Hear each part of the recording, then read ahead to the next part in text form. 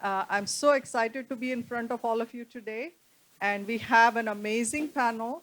I've met these ladies yesterday, and I'm like, we need to have a session with each of them. They bring so much to the table, such great experiences, great perspectives, great speakers. So I'm super excited to hear more from them, and I hope you are too. Just to give a quick background on myself, like I said, I'm an entrepreneur. I've started 2 companies. Um, Exited one through a public acquisition, and then I went on to lead other companies too. So I'm super interested in technology, entrepreneurship, and women's related issues. I'm also a co-founder of a nonprofit called Simandra Forum. We work on helping educational institutions in India in remote places. And then we also have another nonprofit initiative called She Speaks Bureau. It's amazing to see so many women here. It's, of course, a gender-related topic, but even otherwise, I think these women bring a lot to the table beyond the gender-related issues. So having more women speakers in conferences is something I'm really interested in. So that's kind of my background. And I would love to get started with our guests here and panelists. First with Yulin, and then Reena, Radhika, and Kathleen. If you can spend 2 minutes to talk to us about your background and tell us what drives you. Well, thank you so much for giving me the opportunity to be here. My background is by training, I was a computer science major. So, like most people in the Silicon Valley, I was a software engineer. I worked in high tech for 12 years. So, what drives me? My passion for real estate investing started very early on. So, right after I started working, I went and got my real estate license, and I started selling real estate and doing mortgages on the side. And because of that, I was able to buy my first home 2 years after I graduated from college. And so that has set me on this path of real estate investing for the last 20 some odd years. Eventually, I decided to leave high tech and do this full time. And I was in mortgages, and then eventually I went into financial advisory. About 7 or 8 years ago, I was living in Paris at the time, and I was going through this moment in my life where I think about what's next for me. And I think for a lot of women, we can probably all relate to the fact that when we earlier in the career or earlier in our family life, we have a lot of focus on family and kids. But then we went to, and we get to a point where it's like, okay, what is now for me? How do I want to best live out the rest of my life? That's when I decided to become a financial coach. And it's only because when I was working in the financial services sector, I noticed a lot of differences between how men and women deal with money differently. And so that's why I decided, financial advisory focusing on the investment part is great, but there's so much more in everyday, day-to-day life for people that they're probably needing a lot more support. And so that's why I decided to be a coach for a woman to start taking control of their finances. And now I also do financial literacy classes for teenagers and young adults. Awesome. I think this is going to be a great topic for us to touch on as to financial independence and financial planning for women. But I would love to go on to Reena. I know she's the CEO of Mom Relaunch. So please go ahead, Reena, and introduce yourself. Hello. Can you hear me? Yep. Okay. So, first of all, I'm really delighted to be here today and speaking on the topic that we all are very passionate about. Um, I'm a founder for Mom Relaunch. That is one of my nonprofits. In my day job, I'm a technology entrepreneur. I have labeled myself as a solo bootstrapped entrepreneur. So I like to find solutions. I like to solve problems, irrespective of whether I have the money or not, but the solution will be there. That's how I look at it. So I have been, this is my, I would say, my fifth venture here for all small companies, but different areas. I have my businesses mainly on technology, services, and products in the talent industry. And I have run my staffing companies, consulting companies. I've built software for staffing industry and working with all these areas. And there's one more specific area that I've worked on is Salesforce.com. So taking all these things, when we started Mom Relaunch, the as the name suggests, we relaunch moms. And we decided where we want to relaunch moms. So where my expertise was in Salesforce and IT. So we started working with Salesforce to bring this program, and we created a 4-step process where we call it as our journey from seedling to mother tree, because we bring women from at a place where they are just trying to figure out what they and where they want to grow. And through our program, nurturing program specifically, we help them become the tree, which is giving flowers and fruits, but we'd like to have them come back as mother tree to help other seedlings grow and into the tree. So that's how we do an analogy in our program for how we are helping. But bottom line is, as Yulin said, in financial independence is our mission. Another key area that we focus on Mom Relaunch is about work-life skills. And one of the areas that within work-life skills is we teach is how to bring your family to the table, and how we nurture men and kids to support moms, because irrespective of the fact that whether we want moms to be back or not, they don't have an additional 40 hours in their life, and nothing else will change. So that is our focus. I think that support system is very important and very, very close to my heart of how we can start nurturing men, and especially men who have not been doing the gender equality at home. And that is one of our key area of focus in Mom Relaunch as well, along That's with awesome. teaching work-life skills. That's awesome. And I'm hoping to touch that more, because I think very often we talk about what women should do to fit in. Yeah. I think we should talk more about what men should do on And- their part, and absolutely love that perspective. And also what boys, Yeah, growing of boys course. should learn. That Of is another very critical part. Of course. And then we have two more awesome panelists. Like I said, each of them can hold a session by themselves. They're amazing people, a Web3 author and a technologist. Radhika, please go ahead. Hi, I'm Radhika Iyengar. I'm a founding partner at StarChain Ventures. It's a Silicon Valley-based venture studio. And we're focused on Web3 as a foundational technology, but in combination with AI/ML and IoT and other deep tech, to create impactful solutions globally for challenges that are ever present on a global basis. I am particularly focused on all emerging technologies. It's really been the story of my life and my career. I started out in semiconductors way back when, in telecom at the analog to digital transition. And this particular transition from Web 2 to Web 3 has been the area of my focus for the last nearly 6 years. I published my book with my co-author, who's also my colleague, he's sitting in the second row. But we published this book called Enterprise Blockchain Has Arrived. And really it was about Web 3, even before Web 3 was something that people were talking about. And I think it's line 1 of our preface, calling out the rise of Web 3 from business opportunities. What I am particularly focused on from a DEI, or diversity, equity, and inclusion perspective, is leveling the field of, the playing field of opportunities. I don't want to wake up tomorrow, 6 months, a year, 5 years from now and say, realize, oh wow, we're behind again as women or as diverse people. So it's really creating the on-ramps to this technology, what the implications of this technology are. And I frequently work as well in shaping policy around this.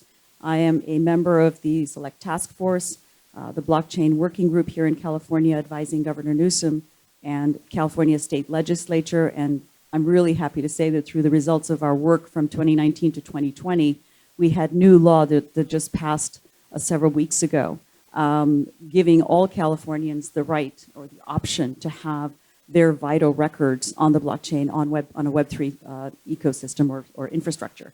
So I think that, for me, the concentration is, and I have various efforts that I'm involved in, including a passion project called the Astro Sapiens Project. It is a collectibles, collection of NFTs, but then there's also a DAO, a decentralized autonomous organization, and a foundation that is looking at how do we award grants, and we have, given really generously to key grants one of which is and I'll talk more about this, inspired by the Artemis mission that just launched, first flight of Artemis just launched just recently. Very exciting to see, but that's based on that.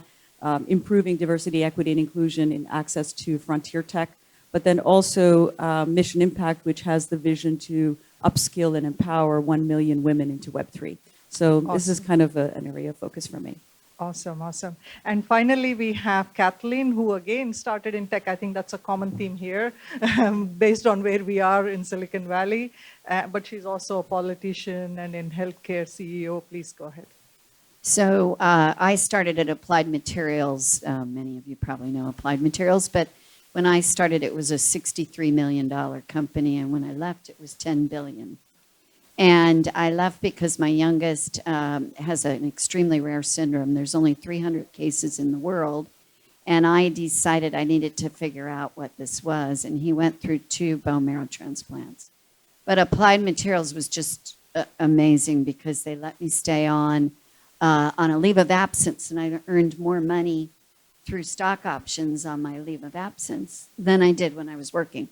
So I decided then to go into healthcare, and I felt like it was I did well because of this company, but now I needed to give back. So our focus was originally on all children getting health insurance in this county, and at the time 1 out of every 6 did not have health insurance. In fact, if you go east of 101, it was 1 out of every 2. And now 98% of children in this county have health insurance. Now let's ask how many know how to use it, how many families know how to use it. And I'm just so upset, irritated that we don't make sure children can see, are not in pain through their teeth, and can hear when they're in school. These are inexpensive preventive efforts, and also an effort around mental health. So we screen universally 5th graders to understand who might be going into mental health issues and helping them break down the stigma with their family. So anyway, I have a really fun life right now. Oh, amazing. Again, really inspiring, each of you, because not only are you successful in your careers, but you've kind of gone on and given back to the community. So I certainly want to start with the financial aspect, and I'll go this way, and next question will come back that way. So we kind of have people, participate. I think there's so much to talk about. So one of the first things when we talk about gender gap, right? Gender gap can, in terms of pay equity, in terms of wealth, in terms of opportunity, in terms of leadership, there are so many layers to this. But one of the fundamental pieces, what we see around the world, and last year we did one of these panels online for TAL Radio, same World Kindness Day, and one of the points we focused on was financial independence. And I think all of you kind of touched on the same topic because that's an underlying theme of independence. So I would like to start with you, Lynn, and your thoughts and how you kind of enable people to achieve this independence. And you mentioned you're a coach, so like how do you structure this thing, and what do you think the importance of that financial independence is? Yeah, great question. So financial independence for women, every time when I meet someone, I said, I have this fundamental question that I want every single woman in this world to answer for themselves. And that is, if your spouse or partner is gone for whatever reason tomorrow, can you sustain the same lifestyle that you have today? And a lot of people would say, oh, I never thought about that. I'm like, great, now it's time to think about it. And when you think about it, the idea is to come up with a plan B. Now, of course, we all want to hope for the best life, best outcome, but life happens, right? And so when that happens, when you are prepared, it softens the blow. And so that's one of the things that I always say, every single one of us, we need to think about that in terms of financial independence. And then the other thing is really for women, we need to start shifting our identity, because for centuries, for generations, and it doesn't matter where we grow up. And I actually started my coaching business when I was living in Paris. So I've kind of worked with in the French culture also coming back here in the States with the American culture, being Chinese, I'm also, familiar with, in the Chinese community, what that means for women and money. And I will say this, I think women and money is probably one of the few things that we share more in things in common than in differences across all culture. And that is for generations, women and girls have been taught and brainwashed to see their identity as a caregiver. We take care of our children, we take care of family, and there's nothing wrong with that. But at the same time, we also do need to really understand that we live for ourselves as well. And so, part of that independence is you guys talked about earlier is having that collaborative working with your male partner. And so sometimes in my coaching, I have clients that say, so should I, have my own checking account? Should I keep my own separate money? And for me, I say, if that's what you want to do, you can. But that's not the point. The point is not about hiding your own money. And the point is not about power struggle in the family relationship, in the family dynamics. The whole point is about sharing responsibilities, that you're working together collaboratively as partners, as a team together. So that means, you can do, this part of the finances, I can do other part of finances. So again, there's a lot of approaches that we can take, but at the end of the day, we as women, we need to first start shifting our identity as the owner of our financial future. Awesome. I like that last statement, right? We need to shift our identity. I think it is so true what you said. It's a sad truth that it's common across cultures that women think, first of all, that they are not good at managing money, or they shouldn't be talking about money, and they shouldn't be thinking about it, and so on and so forth. But I would love to hear the rest of the panelists also weigh in on this. Sure. So our mission at Mom Relaunch is to make every woman financially independent. That is our mission statement. So whatever Yolin said, it really hits close to our heart here. But no matter what happens, right? We have heard many times women leave the workforce. Some do it because of family reasons. Some do it because they're forced to do it. Why? Because they leave their career behind. They come to a country like US and other countries, and they don't have work visa. We call them trailing spouses. Nothing they can be doing. No matter how talented they are just sitting at home.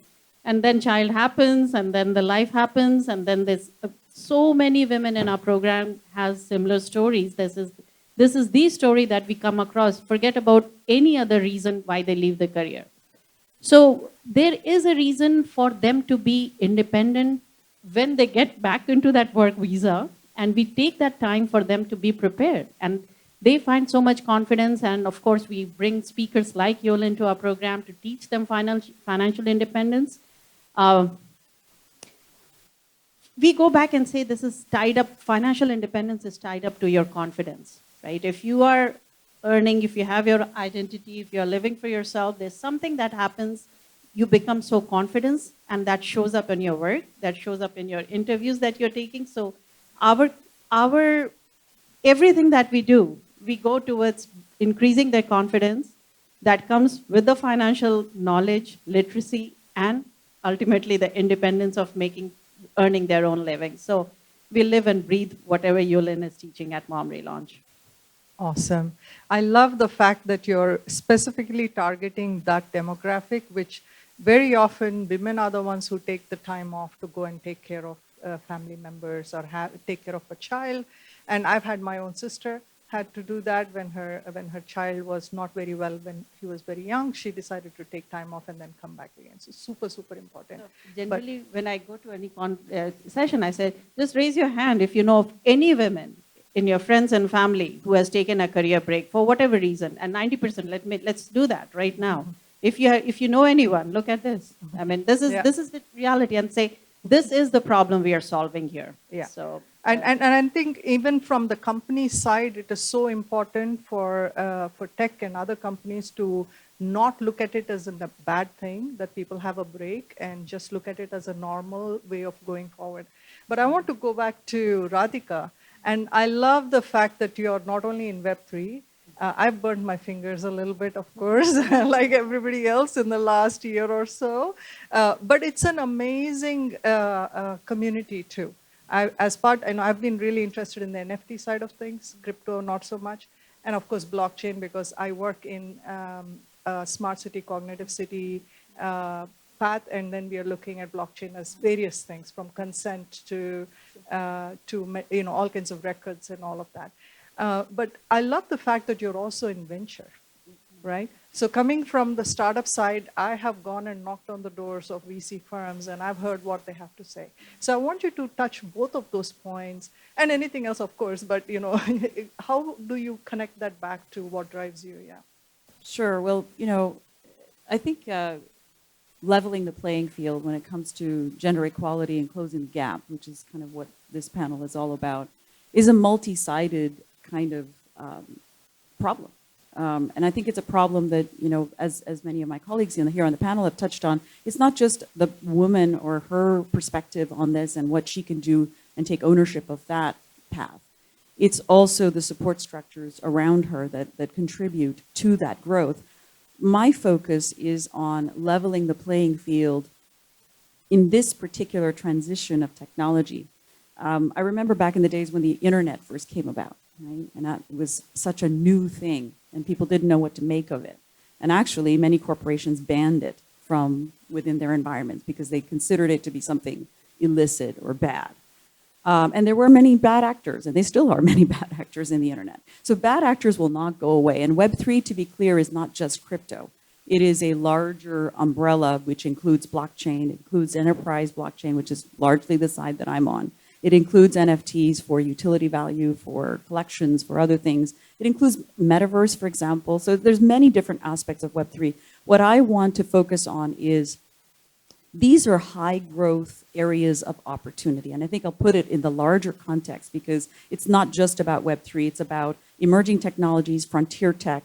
These are where the most exciting and lucrative opportunities are for decades to come. And so the focus that I have is leveling that playing field of opportunity to make sure women are not left behind, to make sure diverse people are not left behind, that we really open up not only the number of lanes on the highway, but wider lanes on the highway. And I say this is a multi-sided equation because if you just focus on the person and say, hey, you can work in this environment or you can be an entrepreneur in this environment, that's cool. But what about the investment side of the equation? We have to close the gap on so many different levels. The statistics continue to be as dismal as ever. I mean, people focus on how much improvement has been done. Maybe, marginally. But in the big face of things, we will be waiting a very, very, very long time. And so this closing the gap has to be done from multiple perspectives. So for me, it's about sitting on that side of the equation just as much as an entrepreneur side of the equation. I've been an entrepreneur, so I know what it feels like to raise money and to have somebody look at me. My very first startup, I was pregnant. And a VC asked me a very simple question. Well, congratulations, you're expecting, that's exciting. So how's that gonna work with the startup, right? So, and this was, a number of years ago, I'm going to date myself, okay? But regardless, and nobody would perhaps think of asking that kind of a question today because it would be viewed very, very negatively.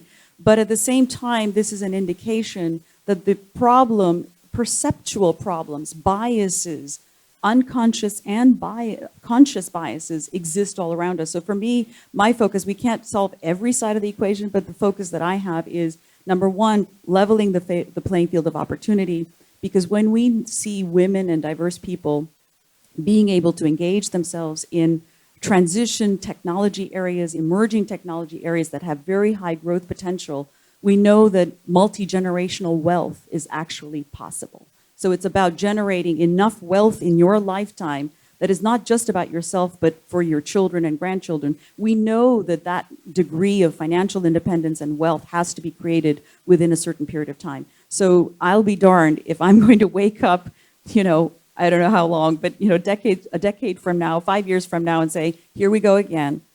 We're back in the same boat. everybody's left behind. And it's really largely the world that we currently see. So that's kind of the Yeah. side I'm on. Absolutely. And I think, the on-ramp part that you talked about early on is super important because Web3 is exciting, but it's complex.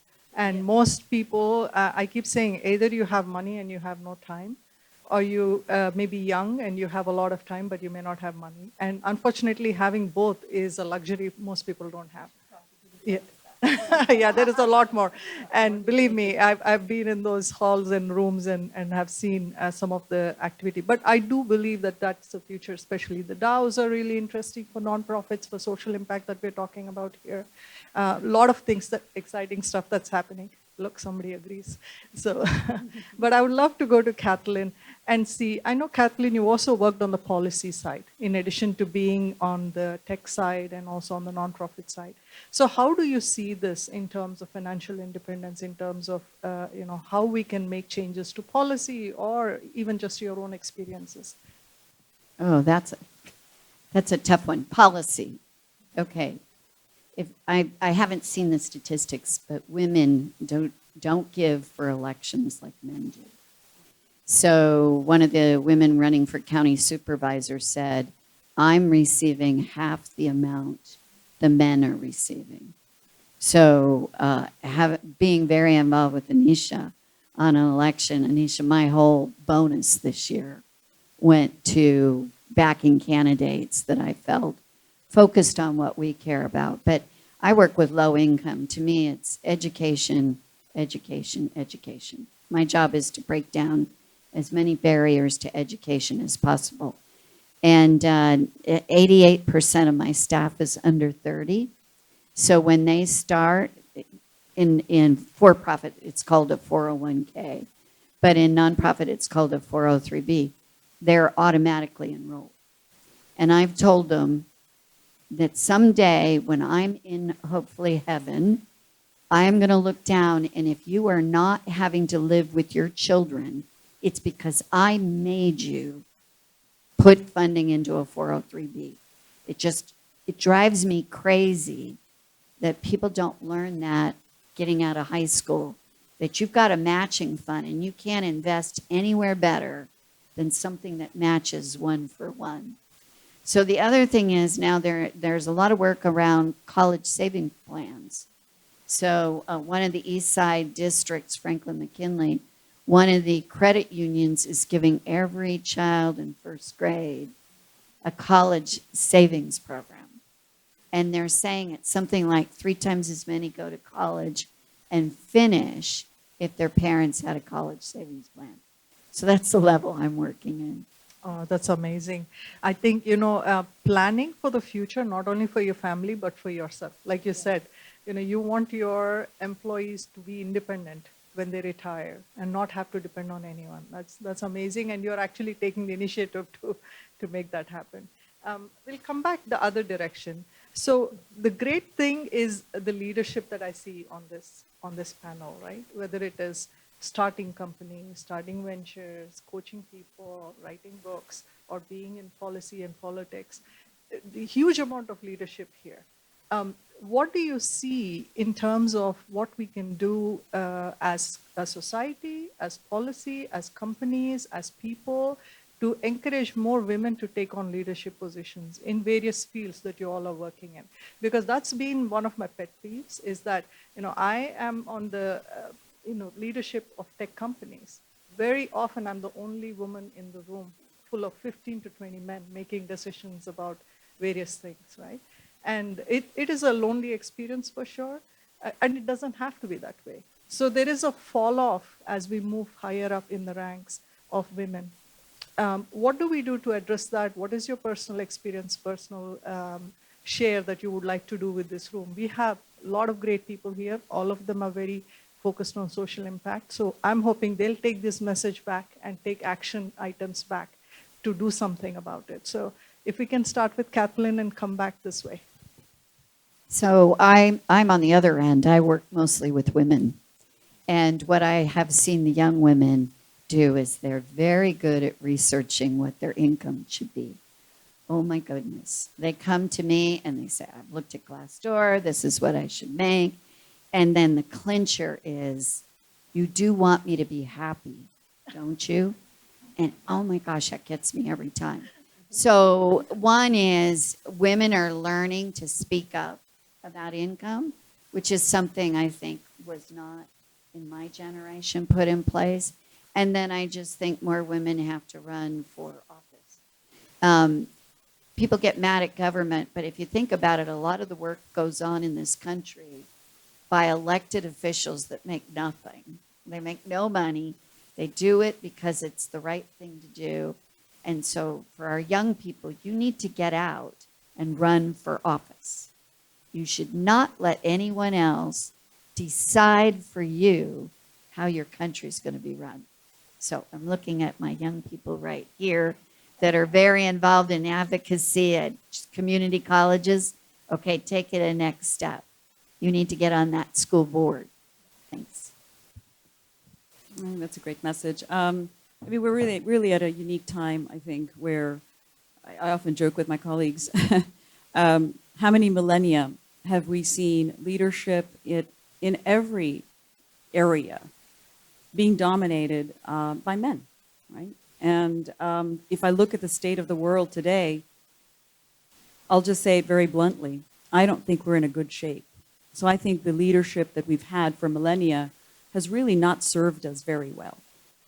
We're running out of time on so many different global challenges. And I think that the time for female leadership is a burning need right now because the world is burning on so many fronts. And if you look at the brand of female leadership, it's unique because it's very we-centered. We are community builders. We start with families. We go on to communities, whether it's school communities, social communities, work communities, and beyond. And I think this we-centeredness is absolutely a must if we're going to solve some of the biggest challenges that we have facing before us, and we're running out of time. So I think I'm encouraging every woman to take that as a call to action, to take the reins, take the opportunity. It's not a challenge, it's an opportunity to make a difference, to make your voice heard, whether it's corporate or geopolitical. And I think both are necessary. I work on both fronts as well because policy is really important. I work on the technology policy side because I think that innovation-friendly policies are going to be necessary for our future. We can't have things that stifle the path of innovation. But I think at this time more than ever, female leadership is something that is really going to be necessary, not just a nice to have, it's actually a must have. So that's my view on female leadership. I think the call to action is very, very clear. And every woman I talk to is like, you know, dust off everything, every inhibition you could ever possibly have imagined and get out there and put your voice out there and put yourself out there. And the more that you put yourself out there, the more you inspire other women to join the ranks. Sure. So I will bring a little different perspective here. I look at it why women leave the workforce, and especially when they're having a child. We have a data that says 43% of women leave the workforce. So where will the leadership come from? Because they're stepping away. That problem has to be solved to bring the leadership back into the workforce in I would say in multiple fronts. And I might sound like a broken record here, but until and unless we bring the peace of mind to women or give them some peace of mind that their family and their kids and everybody is taken care of, which can be only done if the whole family is on the same table. And that is the reason, even if you see women in leadership, half of the time they're thinking about who's dropping their kids and they're making their plans. And that problem has to be solved. That no matter, ask a CEO of a very well-renowned public company, I think Indra Nooyi also put it, you cannot have it all, right? So the problem is not only for women leadership. I think if I see the difference and the growth and the changes that happened from my mom's generation to where I am and my daughter, I don't think my daughter is going to take the same things that I have learned from my mom. And I worry about men and I worry about kids, young boys right now, because girls today, they're not going to take any crap. And I suggest that they don't take any crap. And we need to teach them and we need to address where the problem lies. The problem does not lie in educating only women.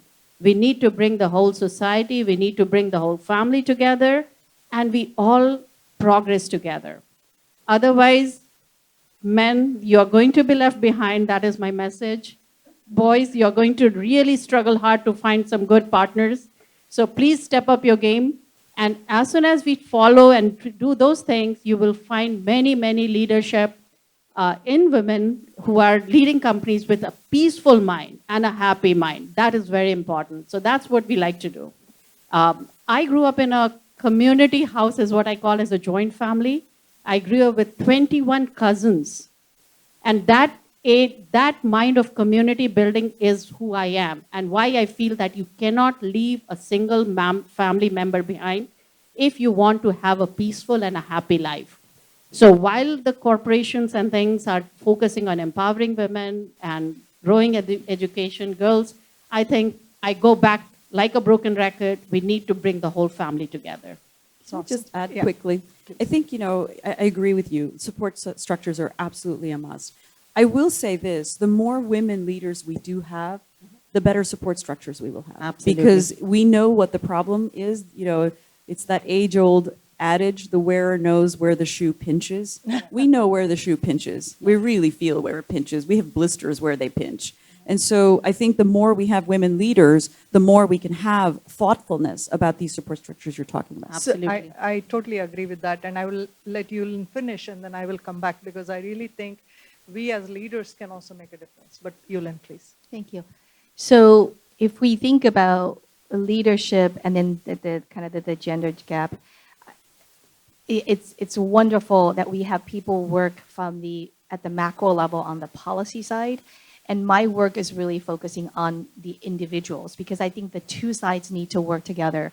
On the policy side, we need to have a better environment. But then at the individual level, we need to build ourselves up so that we can actually step into our power.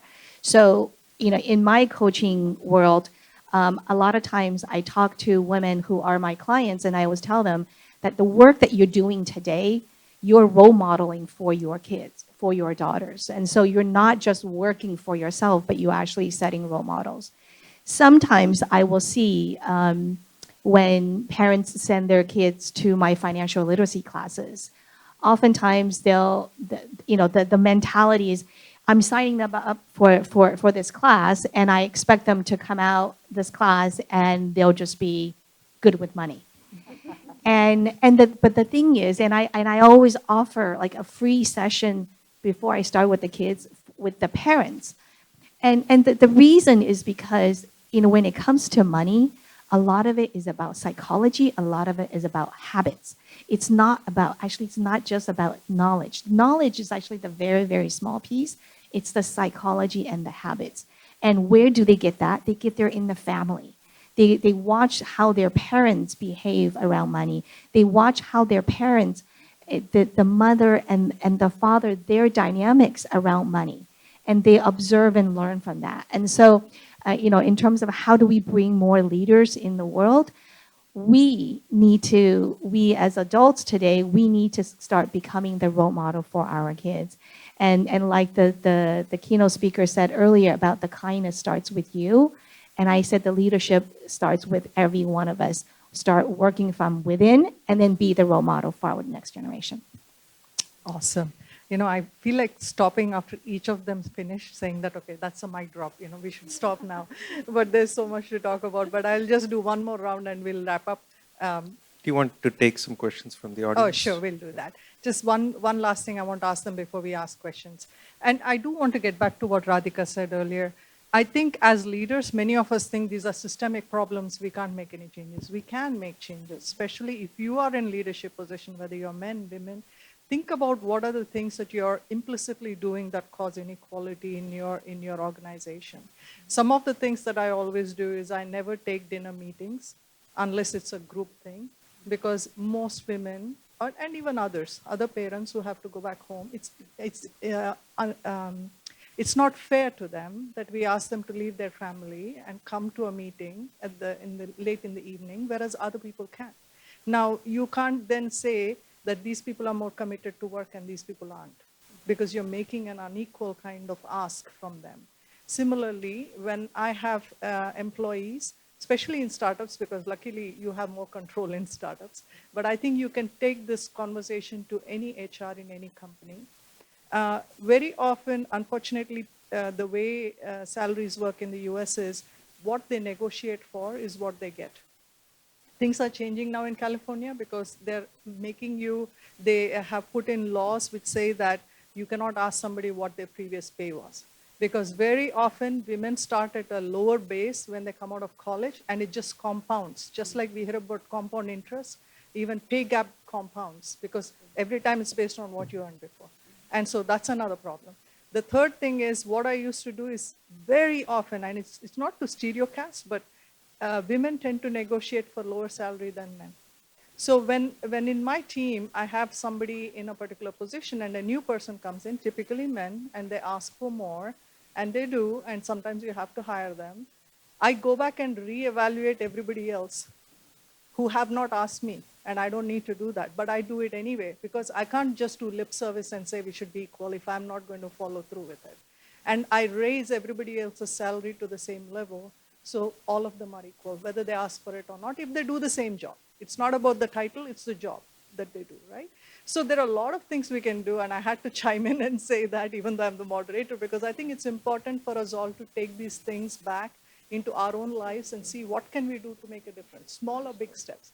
But I would like to end with one round, but before that, maybe we'll ask for some questions, and then I want to ask each of the panelists. They do some amazing work in different fields. I want to ask them, what can we all do to support them? So if you guys can think about that, 30 seconds to a minute. In the meantime, if anybody has any questions, we have some amazing, amazing people here from tech to Web3 to coaching to finance. Okay, awesome. So maybe while you guys, oh, please.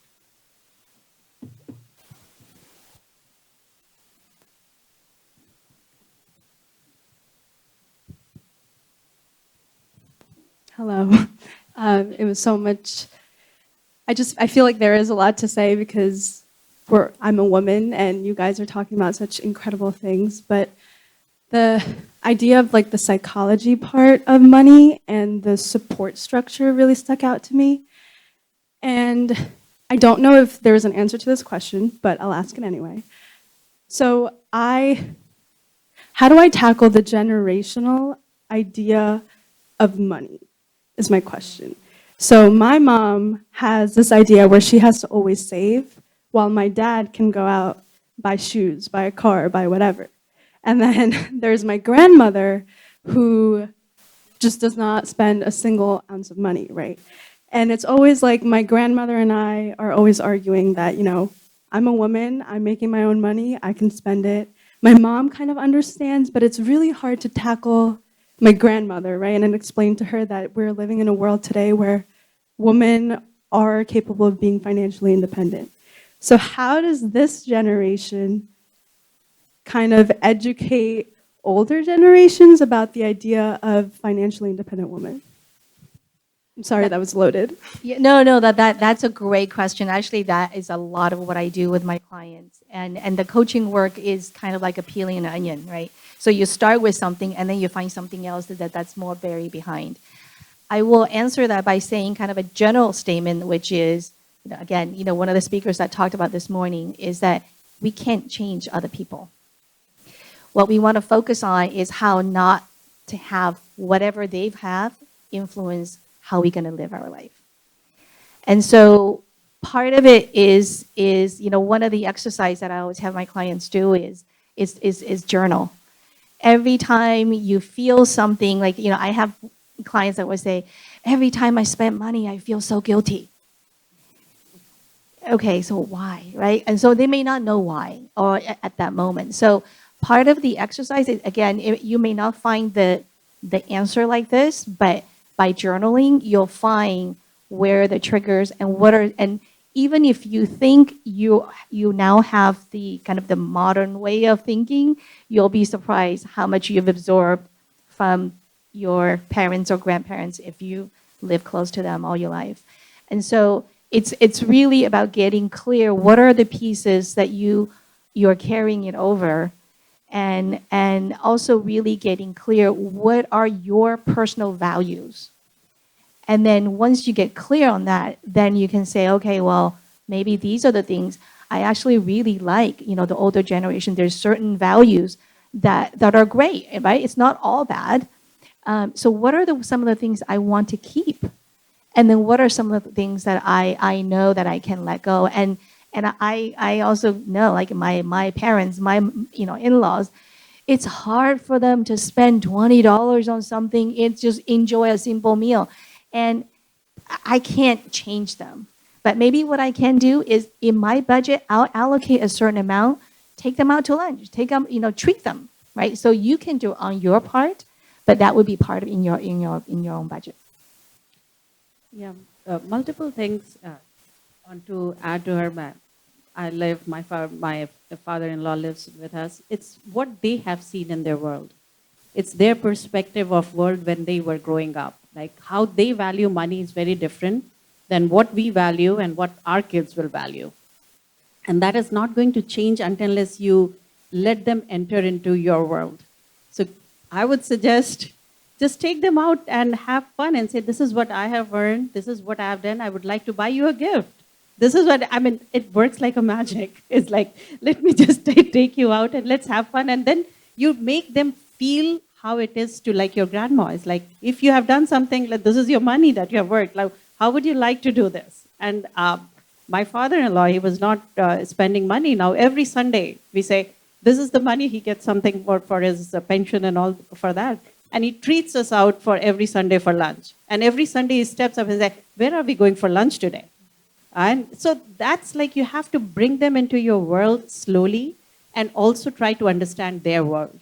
And then you will be able to see it's so easy, it's so nice to be in each other's world and understand their perspective and learn the values that and there is a huge value in knowing what was the value of money when they were growing up. Because that's what you have to understand. You just cannot think like why they're doing it and why not. So unless you understand, you won't be able to bring them into your world. I think it's okay to be different. Let's say it very simply. You're not going to be able to please everybody in your life. That's just a given. And to Yulin's point, I think, you have to march to your own heartbeat and you hope that people you love will be along that journey. And it may not happen overnight, that they might be on that same journey with you. But the minute that they see you, at the end of the day, your grandparents, your parents, they want nothing but your happiness, hopefully, right? That's the normal, functional families really have unconditional love and unconditional desire for their loved one's happiness, right?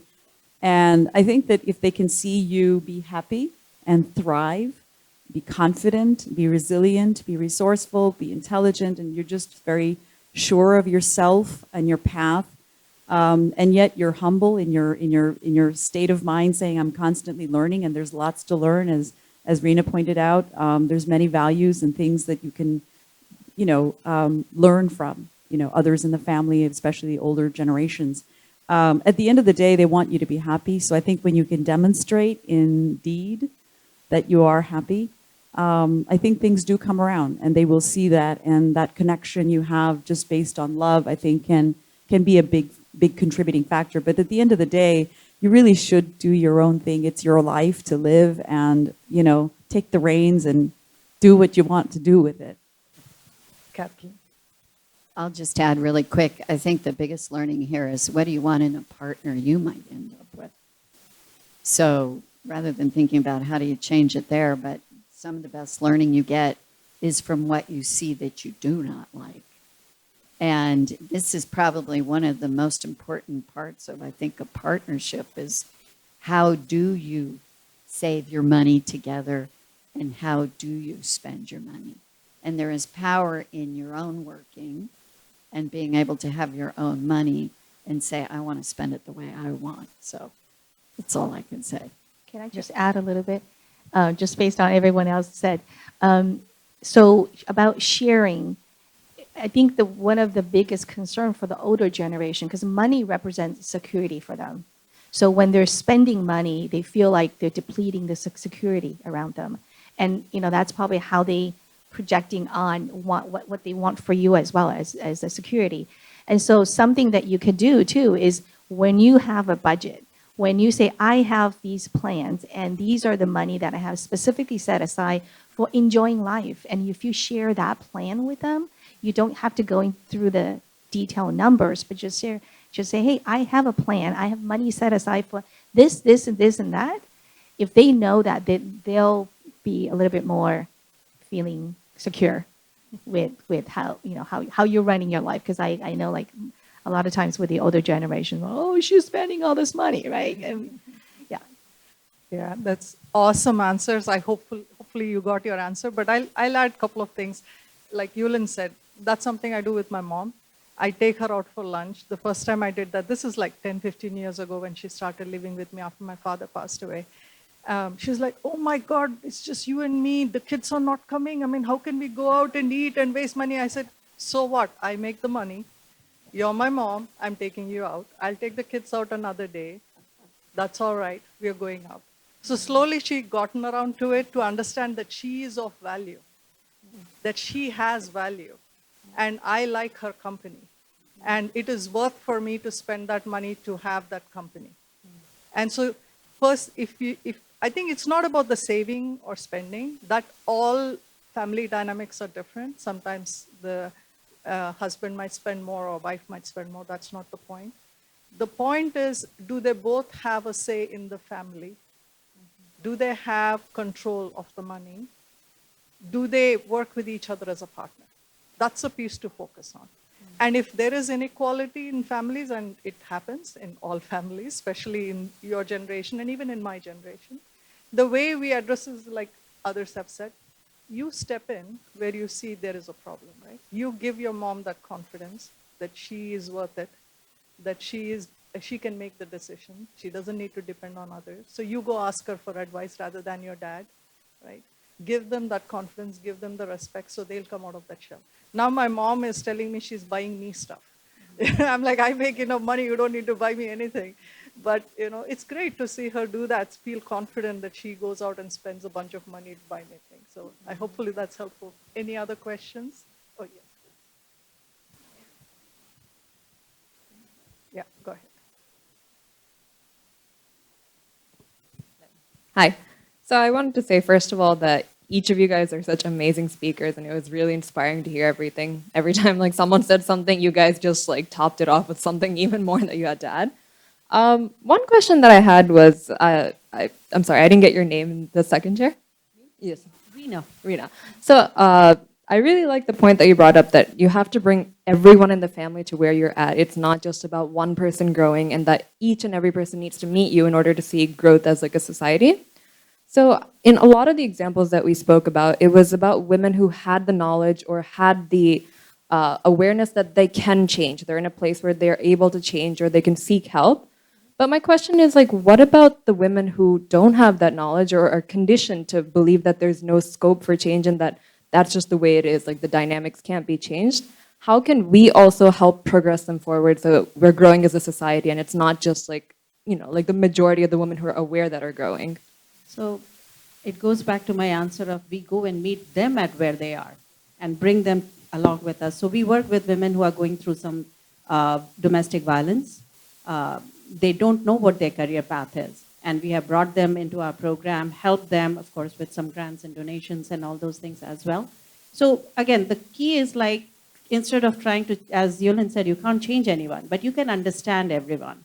At least try to have that empathy of why and how that is happening, and then meet them at the place where they are. And if you can help them, provide them your hand, and bring them out of their situation, also know that you cannot help everyone. And there has been certain situations where we have been there, and then they were pulled back in their own lives for whatever reason. Even though our hand was there, they were not able to come out of it. So women, especially for the question for this particular discussion, they are at different levels. Now we are talking about how we can go to the rural areas and how we can teach them the skills which is foundational, which not even related to the skills that we are talking about, IT and tech and all that. So everyone has some talent. It's how we can harness the talent and meet them where they are and then show them the baby steps to come and reach there. So we go back and say, our first step in our program is, we call it as a career assessment, and we go back and say, here you are, but where do you want to be in next 5 years? Let's focus and create that career path, and we give them the action plan, and we work on that action plan throughout our program. Even though when they leave it, they know where they want to be. So even if they are programmed for 6 months, say 8 months, but they know what their 5-year term is. And that's how we meet people where they are. Not always anyone will come to you for help. Not at all. It never happens all the time.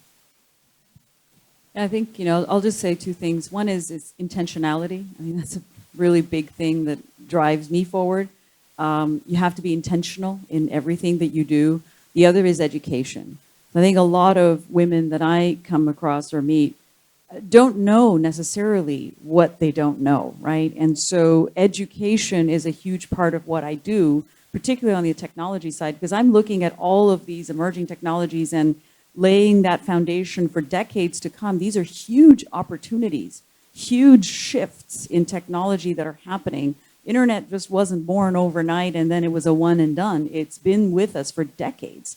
And we've seen a major trajectory through these decades. So the very same thing is what I'm seeing, from my particular vantage point of looking into the future, what there is to help. So, my job, as I see, is to educate women, educate diverse people about the nature of opportunities that are available to them, because that intentionality and that education, raises that awareness within them, and they say, well, gosh, that sounds amazing. I want to be a part of that, right? If you don't know what you don't know. So I think the way you can help others that you see around you is by, you might see something that another person doesn't see. So if you can make them aware of what you're seeing and saying, did you realize or did you know? I think that result can be quite different. And you've already helped in just by doing that.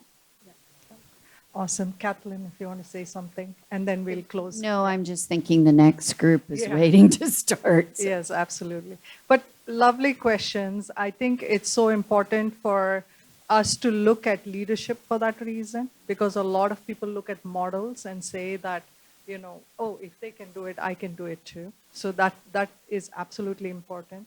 But the other aspect of what everybody has touched on, right? Reach people where they are with empathy, right? Don't look down upon people who don't think like you. Talk to them about your life. You don't need to preach anything. Talk to them how you live and how you look at things. And sometimes things click. And other times, maybe if they can't change their lives, they'll change the lives for their kids, for their daughters, right? I come from a family, neither of my parents went to college. But they gave me the confidence to figure things out along the way. I didn't have any guidance. I didn't have anybody in my family who went and who could tell me what to do or how to do, or no entrepreneurship, no tech, no nothing. But they gave me the confidence and they gave me the space. If I could fail, I could fail, right? I was not afraid of failure. So reach people where they are, try to help them. Don't look down upon anyone, even if they look different from you. And then, of course, try to take the education to them. Again, we had a wonderful panel. I know we ran over because this is such an amazing set of folks and we can keep talking. But I want to give them all a chance, just 30 seconds. Anything we can do here to support in your mission of whatever you're doing, or if you want to plug in anything, please go ahead. Well, thank you for asking that. So for me, my goal is to spread the message as much as possible about women financial independence. And a lot of people don't know that financial coaching is available. It's kind of a newer thing. But I'm also looking for more speaking opportunities. That's one way of my intention of growing my message. Yeah, so I say this conference is called Touch a Life, but when we are relaunching women, we are touching many lives and touching the lives on the family, touching the lives of the society. We are bringing in, and we welcome each and every one of you to come and become an ally in any capacity. Just come and provide your financial literacy, Web3, anything that, if not anything, just refer somebody in your network who's hiring, and they can So we have an opportunity to have help from each one of you. Just let us know and we will be able to come and meet you where you are. So I'll just say it because this is near and dear to my heart. The AstroSapiens project that I mentioned earlier has a very big intention for making a big difference in diversity, equity, and inclusion in STEAM.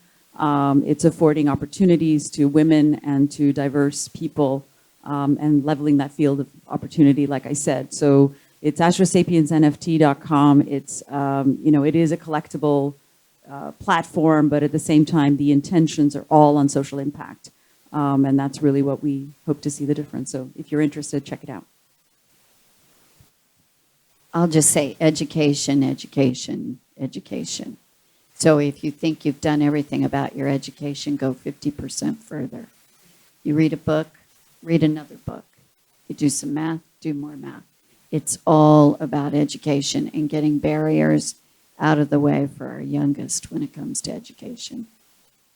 Awesome. And from my side, I will invite Yulin and everybody else to please sign up on shespeaksbureau.org. It's a free site where you can put your speaker profile and connect to all your videos and other things. And then we will actively also recruit opportunities for people. And if you have opportunities for speakers, then also let us know so we can plug people in.